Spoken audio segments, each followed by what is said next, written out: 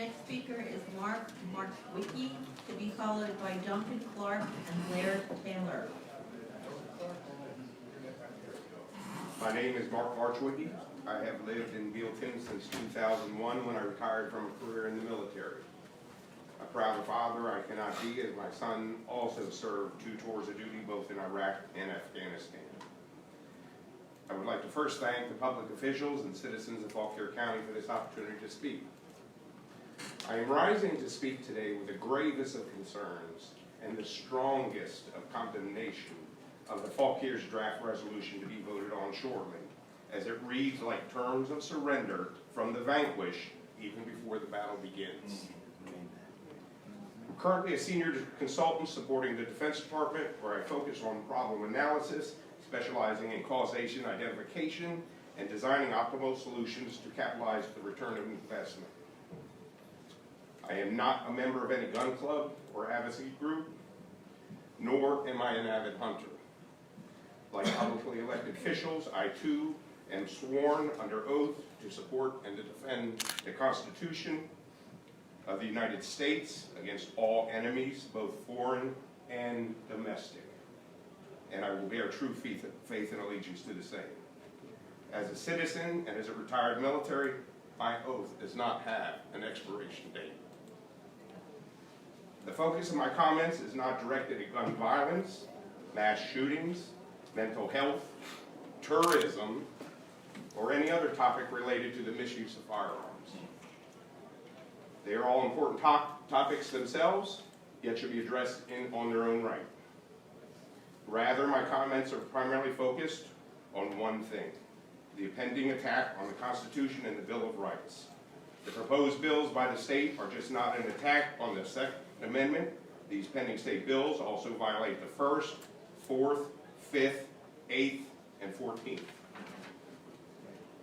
Countless Americans have devoted their lives and or have become casualties defending the Constitution that forms this country's government. It has survived throughout a multitude of generations.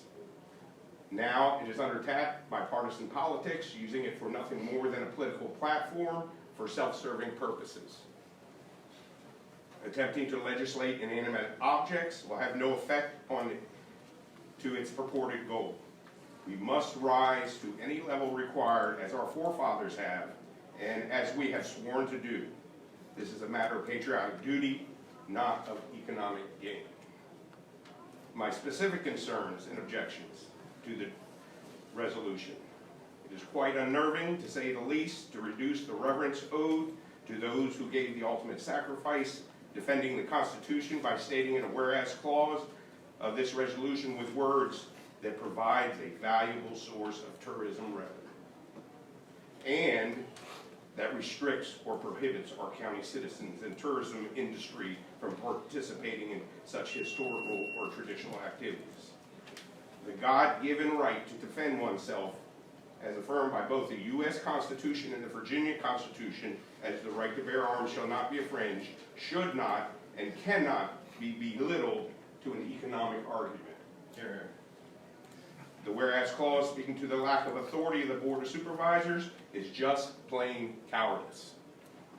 Last time I checked, the majority of Virginia counties and independent cities have already adopted Second Amendment, sanctuary, or constitutional resolutions.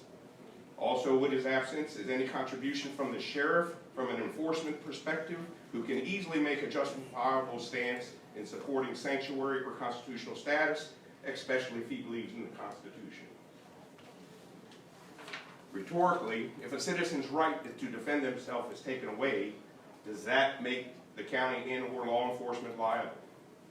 Fauquier County's Board of Supervisors are remiss, again put lightly, in its stated obligation to support and defend the Second Amendment. An oath of office does not promulgate to what length should be taken to actually support and defend, which should mean any level necessary. However, here in this clause, it is shamefully detailed as to the inability of the board's power to take any actions. In the whereas clause, wishes to express its commitment to the rights of citizens in Fauquier County to legally keep and bear arms, and is concerned about the passage of any law that would unconstitutionally restrict the rights of our citizens under either the United States or Virginia constitutions. Now, in context, and within this document as a whole, without claiming sanctuary constitutional status, this is devious, and its presence is nothing more than a vague attempt to appease the law-abiding citizens of this county. There is nothing even remotely symbolic with this resolution. Hoisting a flag like this would be akin to having a banner somewhere between a wet noodle and a white handkerchief. Here, here. Matter of fact, if I have to summarize the theme of this document, well, it hits me like a brick wall.